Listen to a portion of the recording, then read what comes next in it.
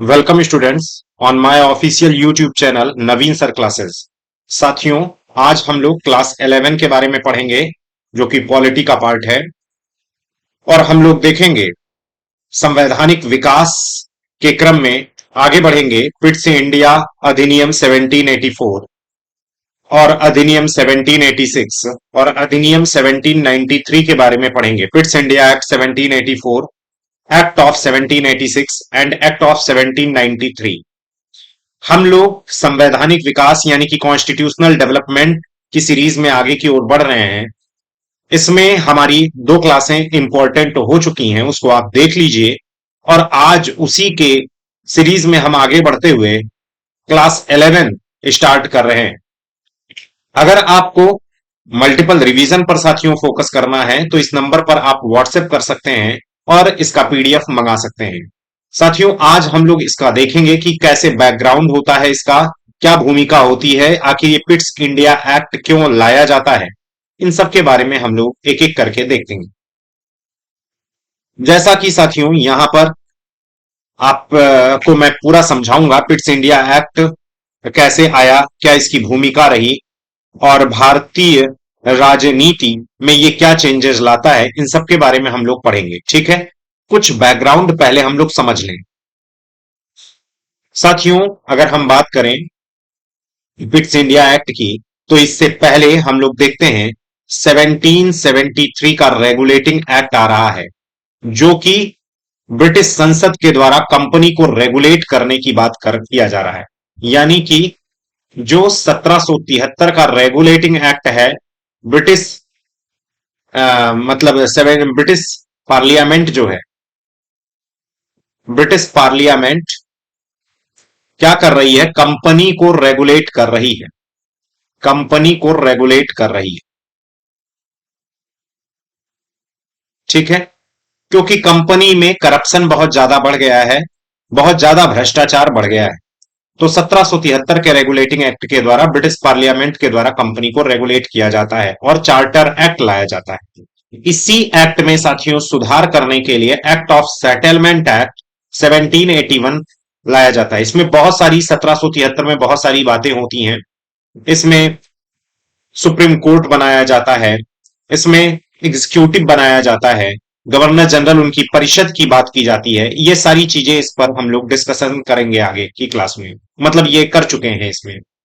और इसमें ब्रिटिश संसद के द्वारा कंपनी को रेगुलेट करने की बात की जाती है, तथा जो कंपनी का दायरा था, आप देखते हैं कि सूरत क्षेत्र, मद्रास क्षेत्र, कलकत्ता क्षेत्र पहले बटा हुआ था।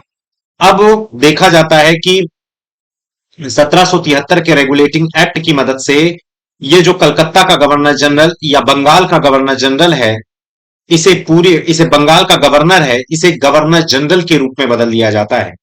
यानी कि बहुत सारी शक्तियां सूरत के गवर्नर की और मद्रास के गवर्नर की बहुत सारी शक्तियां अब बंगाल के गवर्नर के द्वारा तय की जाएंगी। यानी कि यहां केंद्रीकृत शासन प्रणाली की शुरुआत की जाती है। ये बात समझ गए 1773 के रेगुलेटिंग एक्ट में। 1781 के रेगुलेटिंग एक्ट में साथियों जो 1773 के रेगुलेटिंग एक्ट में खामियां थी उसको दूर किया गया। जैसे सुप्रीम कोर्ट और गवर्नर जनरल और उसकी परिषद, गवर्नर जनरल और उसकी जो काउंसिल थी, इनके बीच में जो टकराहट थी, इनके जो काम सही से बांटे नहीं गए थे, समझ रहे हैं, इनकी पावर का डिस्ट्रीब्यूशन सही से जो नहीं किया गया था, उसको 1781 के रेगुलेटिंग एक्ट में किया गया। बात समझ गए। तो ये दो एक्ट जो इंपॉर्टेंट थे इसके बारे में हम बात कर चुके हैं। अब साथियों 1784 के रेगुलेटिंग एक्ट की बात करेंगे। साथियों 1783 में एक घटना होती है। यहां के जो पीएम होते हैं, ब्रिटेन के जो पीएम होते हैं, उनका नाम होता है लॉर्ड नॉर्थ। ये हम पहले भी बात कर चुके हैं। इन्होंने एक सीक्रेट समिति बनाई थी, लॉर्ड नॉर्थ। ये लॉर्ड नॉर्थ फॉक्स के साथ मिलकर, फॉक्स एक व्यक्ति है उनकी संसद के, लॉर्ड नॉर्थ और फॉक्स एक कोलिशन गवर्नमेंट बनाए हुए होते हैं, मतलब एक गठबंधन सरकार बनाए होते हैं, लॉर्ड नॉर्थ एंड फॉक्स। इनके द्वारा भारतीय शासन प्रणाली को चलाने के लिए एक अधिनियम लाया जाता है जिसे फॉक्स एक्ट के नाम से जाना जाता है। फॉक्स अधिनियम के नाम से जाना जाता है। बताया जाता है इस फॉक्स एक्ट की बहुत ज्यादा निंदा होती है, बहुत ज्यादा इसको क्रिटिसाइज किया जाता है, और इतना ज्यादा क्रिटिसाइज किया जाता है कि लॉर्ड नॉर्थ की जो और लॉर्ड नॉर्थ और फॉक्स की जो मिली जुली सरकार होती है, गठबंधित सरकार होती है, उसको हार का सामना करना पड़ता है और इनकी सरकार गिर जाती है। पहली बार ऐसा होता है कि इंडिया के मसले पर कोई अधिनियम लाया लॉर्ड नॉर्थ और फॉक्स के द्वारा, और इनकी मिली जुली सरकार गिर जाती है।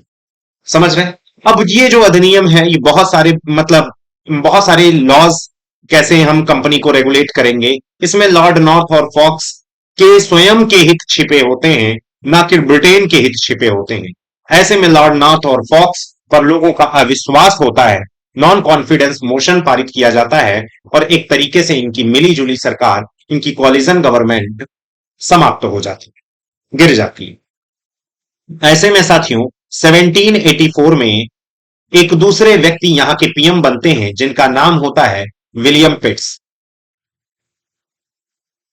तो विलियम पिट्स 1784 में यहां नए पीएम बनते हैं, और इन्हीं के निर्देशानुसार, इन्हीं के एडवाइस से एक पिट्स एक्ट आता है, एक अधिनियम लाया जाता है, पिट्स एक्ट जिसे कहते हैं, पिट्स अधिनियम कहा जाता है इसे।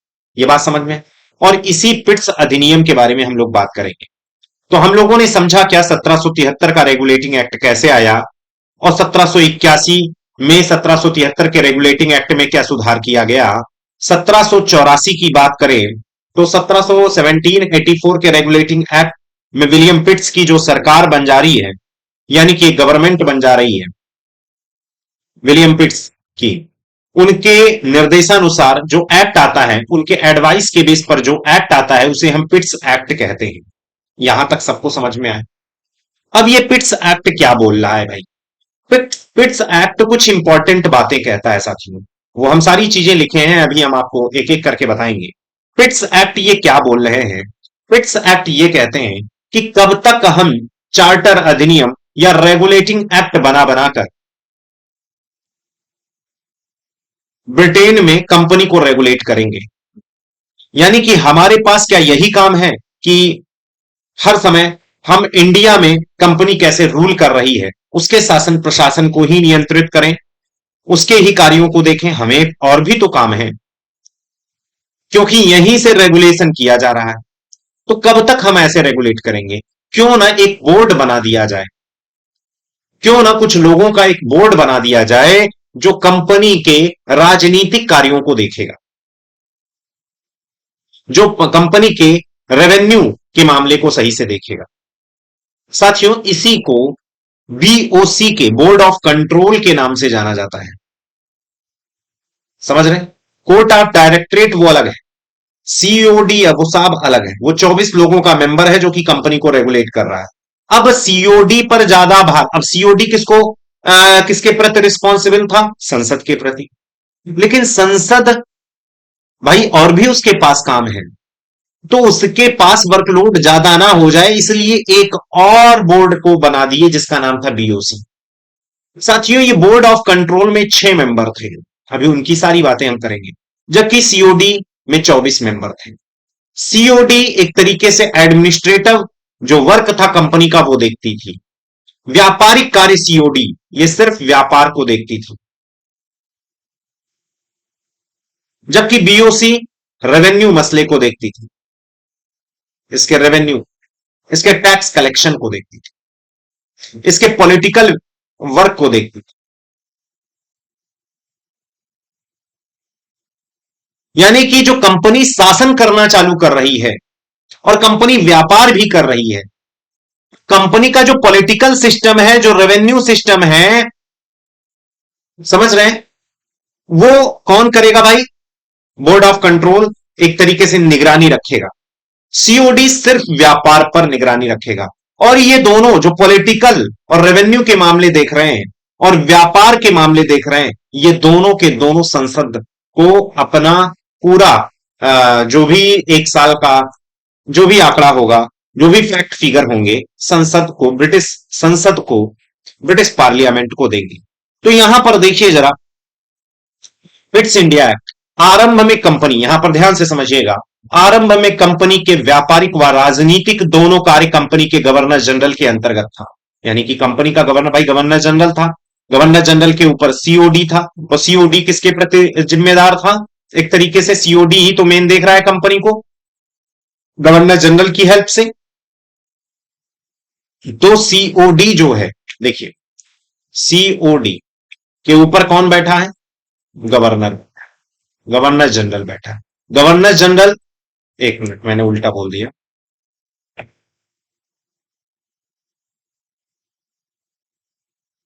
देखिए भाई कंपनी का राजनीतिक कार्य है, पॉलिटिकल वर्क।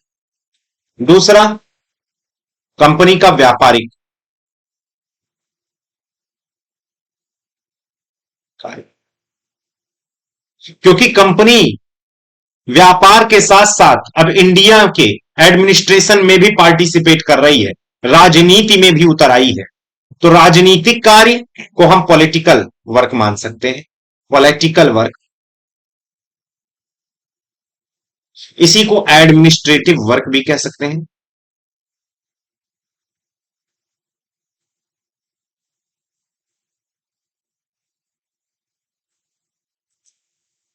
और दूसरा, ट्रेड वर्क को कौन देख रहा है? Governor general. गवर्नर जनरल के ऊपर कौन बैठा है? ब्रिटेन में सीओडी। कितने का मेंबर है? 24 लोगों का मेंबर है। और सीओडी किसको अपना रिपोर्ट दे रही है? ब्रिटिश संसद को। जब ब्रिटिश पार्लियामेंट, जब पिट्स की गवर्नमेंट बनी, पिट की सरकार बनी, तो उन्होंने कहा यार ब्रिटिश पार्लियामेंट सीओडी से ही सारा मामला पा रही है, और ये देख रही है ब्रिटिश पार्लियामेंट सीओडी के द्वारा जो भी लेखा जोखा हमको दिया जा रहा है वो स्पष्ट नहीं है, और हम ज्यादा नियंत्रण अगर करने लगेंगे तो हम और काम कब करेंगे? ऐसे में सीओडी दोनों जो राजनीतिक व्यापारिक काम कर रही है, दोनों देख रही है। अब इस पर नियंत्रण के लिए एक अलग बोर्ड भी हम बनाएंगे, जिससे सीओडी पर जो बोझ है या ब्रिटिश पार्लियामेंट को जो जांच करने में या नियंत्रित करने में जो कठिनाई हो रही है, जब वो बोर्ड बना देंगे, इसी के पैरेलल में जब हम बोर्ड ऑफ कंट्रोल भी बना देंगे जो कंपनी के केवल और केवल राजनीतिक कार्यों को देखेगा, जबकि सीओडी जब व्यापारिक कार्यों को देखेगा, तो दो लोग बढ़िया से कंपनी को रेगुलेट कर लेंगे और हमें सही स्थिति के बारे में जानकारी देंगे। क्योंकि ऐसे में हमारे ऊपर भी बोझ बढ़ रहा है, हम अंडर प्रेशर में हैं कि कंपनी कर क्या रही है, ये सीओडी सही से रिपोर्ट क्यों नहीं दे पा रही है। बात समझ में आया? और सीओडी के ऊपर भी तो काम बढ़ गया, वर्कलोड बढ़ गया, उसका राजनीतिक कार्य भी देखो, उसका व्यापारिक काम, क्योंकि अब कंपनी सिर्फ व्यापार नहीं कर रही है, राजनीति भी कर रही है। तो आरंभ में कंपनी के व्यापारिक व राजनीतिक दोनों कार्य कंपनी के गवर्नर जनरल के अंतर्गत थे, और यह governor general court of directorate, ये देख ध्यान दीजिए, की मदद से कार्य करता था। और court of directorate regulating act जो कि ब्रिटिश संसद द्वारा पारित था के अधीन कार्य करता था, भाई ब्रिटिश पार्लियामेंट के अधीन था। लेकिन ब्रिटिश संसद को जब लगने लगा कि हमारे ऊपर कार्य का बोझ बढ़ रहा है, यानी कि सही से ये इन्वेस्टिगेशन और कंपनी को सही से रेगुलेट नहीं किया जा रहा है, तो कंपनी ने एक दूसरा बोर्ड बनाया जिसका नाम है बोर्ड ऑफ कंट्रोल साथियों, जो कि 6 सदस्यों का एक परिषद था, जिसमें एक राज्य सचिव अध्यक्ष के रूप में, समझ रहे हैं, दूसरा चांसलर, 4 प्रिवी काउंसिल के मेंबर हुआ करते थे। क्या बनाया साथियों? बोर्ड ऑफ कंट्रोल बनाया, which was a council of 6 member in which a state secretary was a chairman and the other was a chancellor and 4 member of privy council. एक privy council थी Britain में, उसके member रखे गए। यहां पर बहुत ध्यान से देखिए, कोर्ट ऑफ डायरेक्टरेट जो कि 24 सदस्यों का परिषद था, वह कंपनी के केवल व्यापारिक कार्यों को देखेगी। सीओडी साहब केवल क्या देखेगी? ट्रेड वर्क, बस व्यापारिक कार्य देखेगी। जबकि बोर्ड ऑफ कंट्रोल क्या राजनीतिक कार्य को देखना चाहती, यही बात की जा रही, पॉलिटिकल वर्क को देखना चालू की। इस एक्ट के माध्यम से, अर्थात इस एक्ट के माध्यम से कंपनी को दो तरीके से नियंत्रित किया जाता था, इसलिए इसे कंपनी का दोहरा शासन, ये बहुत ध्यान से कहते हैं। Through this act the company was controlled in two ways, hence it is called double government, या इसी साहब को हम डायरकी बोलते हैं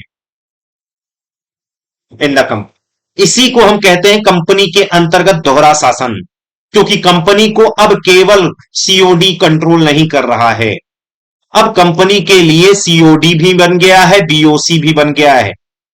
बीओसी कितने का मेंबर है? 6 मेंबर का, और ये कितने का है? 24 मेंबर का। ये सिर्फ ट्रेड वर्क देख रहे हैं, ये राजनीतिक वर्क, राजनीतिक कार्य यानी कि कैसे प्रशासन करेगा, और ट्रेड वर्क कैसे व्यापार, क्या खरीद किया जाए, क्या फरोख्त किया जाए, मतलब क्या दिया जाए, क्या इंपोर्ट, क्या एक्सपोर्ट, इस पर केवल। बीओसी राजनीतिक कार्य का मतलब, यहां पर ध्यान दीजिए, राजनीतिक कार्य का मतलब अब एडमिनिस्ट्रेशन करेगी, कैसे रूल किया जाना चाहिए, कौन से राजा को हराना चाहिए, कहां से हमें टैक्स कलेक्शन अच्छा हो सकता है, कहां से रेवेन्यू अच्छा जनरेट हो सकता है, ये सब बीओसी कर रही है। भारत में कंपनी का अर्जित क्षेत्र अब ब्रिटिश अधिपत्य का क्षेत्र माना जाएगा। साथियों, ये कंपनी अब कुछ भी है नहीं, ये देख रहे हो, और कुछ नहीं। कंपनी क्या है? कंपनी के द्वारा अर्जित क्षेत्र।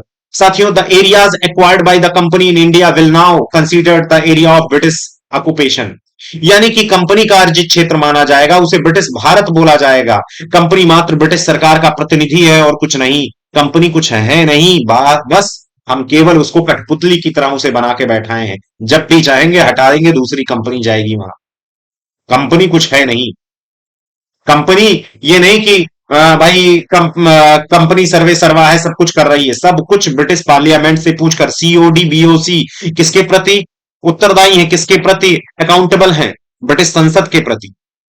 और जो बीओसी सीओडी वही करेंगे जो ब्रिटिश संसद करेगी, और कंट्रोल बीओसी सीओडी ही कर रहा है, जो कि ब्रिटिश पार्लियामेंट के करने पर कर रहा है। कंपनी द्वारा अर्जित क्षेत्रों को ब्रिटिश क्राउन का आधिपत्य क्षेत्र आधिपत्य घोषित करने वाला प्रथम दस्तावेज था। It is the first document to declare the British Crown sovereignty over the areas acquired by the company. समझ रहे हैं? इसको कहा गया कि कौन सा एक्ट पढ़ रहे हैं? 1784 का रेगुलेटिंग एक्ट। क्यों आया भैया? लॉर्ड नॉर्थ की सरकार चली गई है, लॉर्ड नॉर्थ और फॉक्स की कोalition गवर्नमेंट चली गई है। पिट्स ने एक नया नियम बनाया कि कब तक हम कंपनी को रेगुलेट करते रहेंगे। अब एक, कब तक हम कंपनी को रेगुलेट करते रहेंगे, हमारे पास भी समय नहीं है, और कंपनी सही सही रेगुलेट भी नहीं हो रही है, दो कारणों से। कंपनी को सही तरीके से रेगुलेट किया भी नहीं जा सक रहा है, हमारे ऊपर काम का बोझ भी बढ़ता जा रहा है कि हम क्या क्या करें।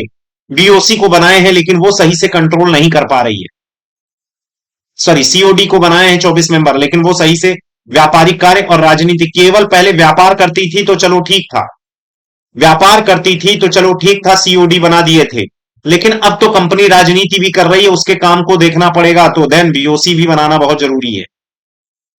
गवर्नर जनरल के परिषद में सदस्यों की संख्या 4 से घटाकर 3 कर दिया गया। अन्य प्रांतीय गवर्नर को भी 3 सदस्यीय परिषद बना दिया गया। समझ गए? 3 सदस्यों में एक सदस्य कमांडर इन चीफ के रूप में कार्य करेगा। The number of the member in the governor general council was reduce to 4 to 3। जो 4 सदस्य नियुक्त किए गए थे 1773 का रेगुलेटिंग एक्ट, याद करो, जब मैंने कहा था एग्जीक्यूटिव का मेन काम कौन कर रहा है? Governor general.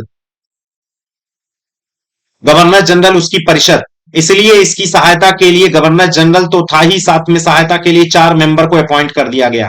लेकिन यहां पर देखा गया कि हमें इनको भी कुछ ना कुछ नियम, इनको भी कुछ नियम बनाने का अधिकार देना ही पड़ेगा। लिहाजा इसको 3 किया गया, साथ में अन्य जो गवर्नर जनरल सिर्फ बंगाल का था, गवर्नर प्लस इनकी भी काउंसिल 3 कर दी गई, गवर्नर प्लस इनकी भी काउंसिल 3 कर दी गई, और यहां भी 3 कर दिया गया। इसी में से एक सदस्य, गवर्नर जनरल के ये जो 3 सदस्य हैं, इसी में से एक सदस्य साथियों किस नाम से जाना जाता था? कमांडर इन चीफ, यानी कि सेना का प्रमुख। गवर्नर जनरल को एक शक्ति और प्राप्त हो गई इस अधिनियम में, प्रांतीय सरकारों की विफलता पर वह उन्हें बर्खास्त कर सकती है। The governor general got one more power in this act, the he can dismiss the provincial governor if they fail. यानी कि साथियों, यदि प्रोविंशियल गवर्नर यदि अपनी मनमानी करेंगे, तो गवर्नर जनरल को पावर है कि उन्हें डिसमिस कर देगा। यानी कि सेंट्रलाइजेशन की जो पावर, सेंट्रलाइजेशन की जो प्रोविजन 1773 के रेगुलेटिंग एक्ट में था, उसी को ही स्थापित किया गया, यानी कि उसी को ही मेंटेन किया गया साथियों। बात समझ गए? एक्ट में यह प्रावधान किया गया, देसी राजाओं को युद्ध करने से पहले ब्रिटेन सरकार से अनुमति लेनी होगी। सुनो, कंपनी कुछ नहीं है, समझ रहे हैं? कंपनी कुछ नहीं है। कंपनी को नियंत्रित करने के लिए बीओसी सीओडी आ गया, और बीओसी सीओडी वही करेगा जो ब्रिटिश पार्लियामेंट करेगी।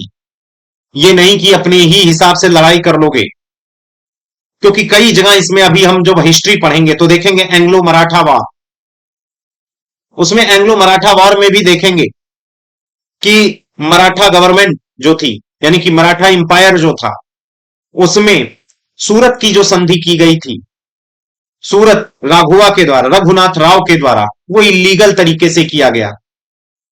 समझ रहे हैं? तो एक तरीके से ये बोला गया, देसी राजाओं को युद्ध करने से पहले ब्रिटेन सरकार की अनुमति लेनी होगी। कहां पर तुम्हें एक्वायर करनी है जमीन, किससे युद्ध करना है, ये तुम पहले हमसे पूछोगे। ये नहीं कि कंपनी सर्वे सर्वा है सब कुछ, पहले कंपनी ही कर रही थी। तो 1784 के रेगुलेटिंग एक्ट में क्या आया भाई, क्या क्या प्रावधान किया गया? अब यहां मैं कुछ बातें लिख दूं तो समझ में आ गया भाई। भाई क्या क्या हुआ, एक बार जल्दी से हम लोग देख लेते हैं। 1784 के रेगुलेटिंग एक्ट में साहब नंबर 1 सीओडी, बीओसी बना। सीओडी क्या काम करता था? बीओसी क्या काम, बीओसी बोर्ड ऑफ कंट्रोल क्या काम कर रहा? राजनीतिक कार्य। और ये क्या है? व्यापारिक कार्यों को कर रही है।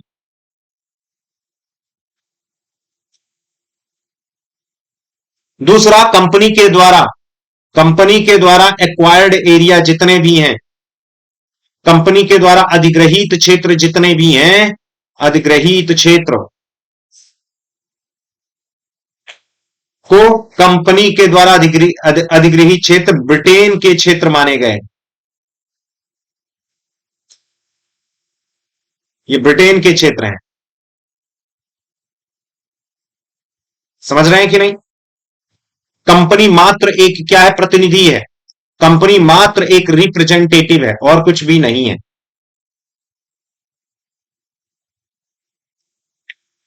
तीसरी बात, जो गवर्नर जनरल है उसकी परिषद में जो 4 सदस्य थे उनको घटाकर क्या कर दिया गया? 3। साथ में जो अन्य गवर्नर हैं उनकी भी परिषद को कितनी बना दी गई? 3। चौथा, गवर्नर जनरल की पावर थोड़ी सी बढ़ी कि सुनो, अगर प्रांतीय गवर्नर, प्रोविंशियल गवर्नर, जैसे मद्रास है, सूरत है, वहां पर अगर कोई विफलता आई तो गवर्नर जनरल उनको क्या कर सकता है? रिप्लेस कर सकता है, रिप्लेस कर सकता है, हटा सकता है। ये 4 प्रमुख काम हुए 1784 के रेगुलेटिव है। ये चीज मैंने पूरी आपको बता दी। देसी राजाओं से, हाँ एक और चीज, देसी राजाओं से युद्ध करने के पहले ब्रिटिश संसद से तुम्हें क्या लेनी पड़ेगी? परमिशन। ये सारी बातें हमने आपको बता दिया है।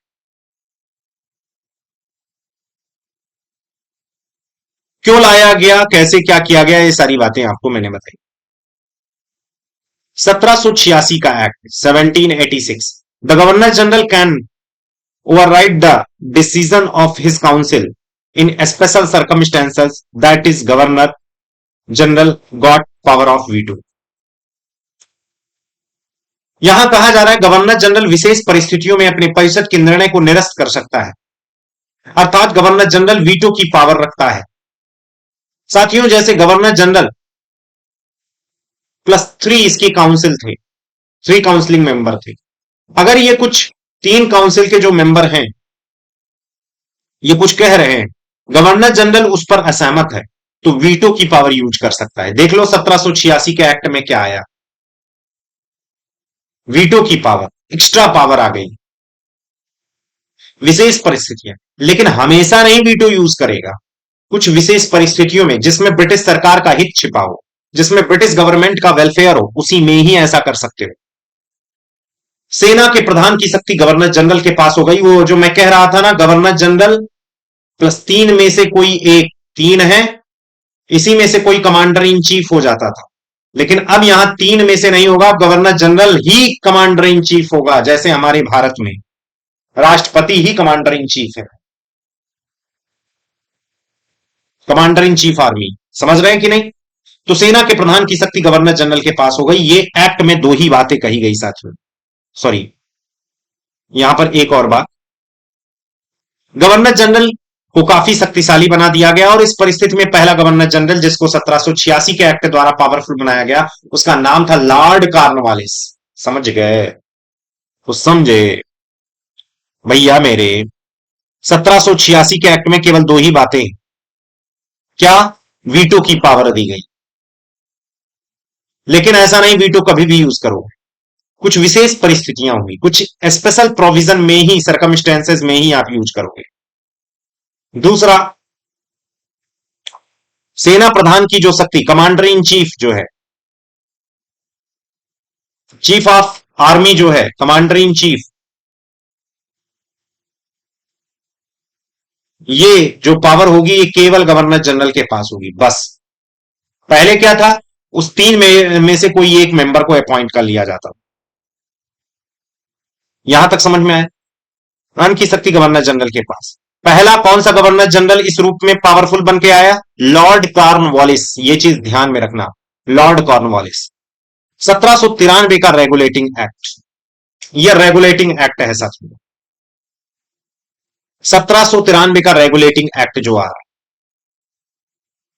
कंपनी के लिए 20 वर्ष का लाइसेंस बढ़ा दिया जा रहा है। बात समझ में आ रहा है? कंपनी के लिए 20 वर्ष का लाइसेंस बढ़ा दिया गया कि अब हम 20-20 साल पर इसका रिव्यू करेंगे, और लगेगा कि मुझे अब कंपनी को समाप्त कर देना चाहिए तो समाप्त कर दिया जाएगा। कंपनी के राजनीतिक कार्य ब्रिटिश क्राउन के लिए है, ऐसा बोला गया। जो भी राजनीतिक कार्य हो रहा है, जो भी एडमिनिस्ट्रेशन हो रहा है, जहां कहीं भी कंपनी शासन कर रही है, वो ब्रिटिश क्राउन के लिए ही है। बोर्ड ऑफ कंट्रोल के 6 सदस्य का वेतन, अब देख लीजिए, यहीं से ड्रेन ऑफ वेल्थ का सिद्धांत आ गया। यानी कि बोर्ड ऑफ कंट्रोल के जो 6 सदस्य हैं उनका वेतन जो होगा भारतीय राजस्व से ही आ जाएगा, अर्थात धन के बहिर्गमन का सिद्धांत। ये बीओसी सीओडी कहां बैठी हुई है? ब्रिटेन में, वहीं से कंपनी को रेगुलेट कर रही है। The salary of the 6 member of the board of control will come from the Indian revenue, that is principle of outflow of the money has been इन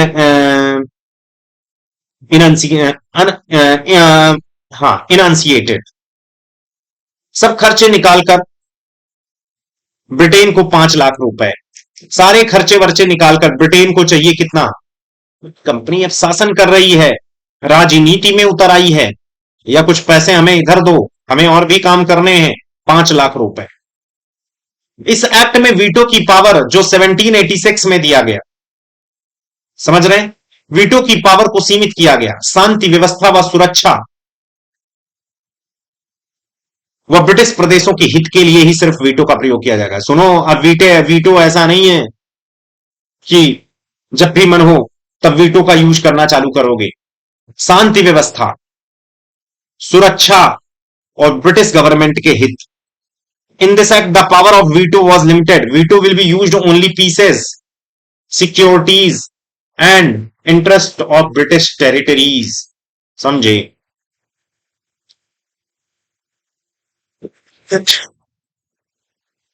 तो ये 1793 के रेगुलेटिंग एक्ट में कुछ ही बातें कही गई। 20 वर्ष का लाइसेंस बढ़ाया गया, हर 20-20 वर्ष पे जब भी आता था तो ये लाइसेंस को बढ़ाया जाता।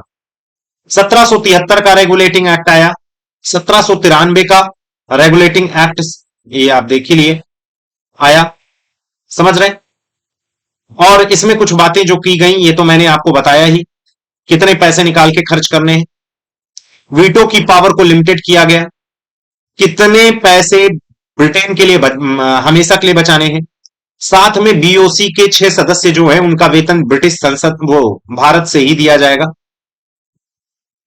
1786 के रेगुलेटिंग एक्ट, ये समझिए 1784 के जो फिट्स इंडिया एक्ट है, ये कोई रेगुलेटिंग एक्ट नहीं है, फिट्स इंडिया एक्ट है, फिट्स गवर्नमेंट के द्वारा जो दिया गया है, फिट्स प्राइम मिनिस्टर है वहां के, तो ब्रिटिश प्राइम मिनिस्टर विलियम पिट्स और उनके सहयोग से जो एक्ट आया उसे फिट्स इंडिया एक्ट कहते हैं।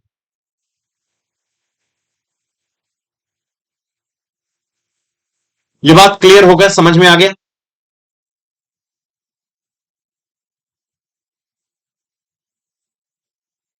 बताइए, सब कुछ अच्छे से क्लियर हो गया?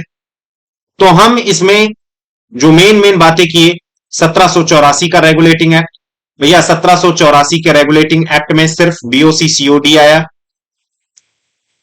साथ में सेंट्रलाइजेशन को और पावर मिली, समझ रहे हैं?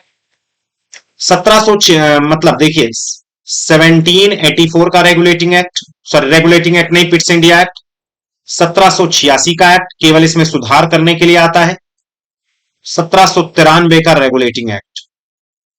जब जो चीज फिंगर टिप पर आपको याद रखनी है वो क्या याद रखनी है?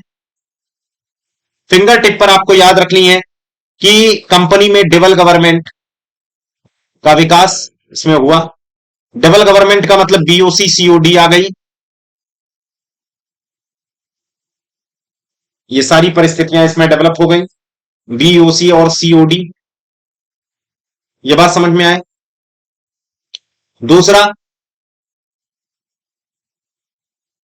जो गवर्नर जनरल उसकी परिषद में सदस्यों की संख्या थी वो कम की गई, और कंपनी के द्वारा जो भी क्षेत्र अर्जित किया गया वो ब्रिटिश क्राउन के शासन के अधीन आया। यहां पर दो चीजें हैं, यहां पर ध्यान दीजिएगा।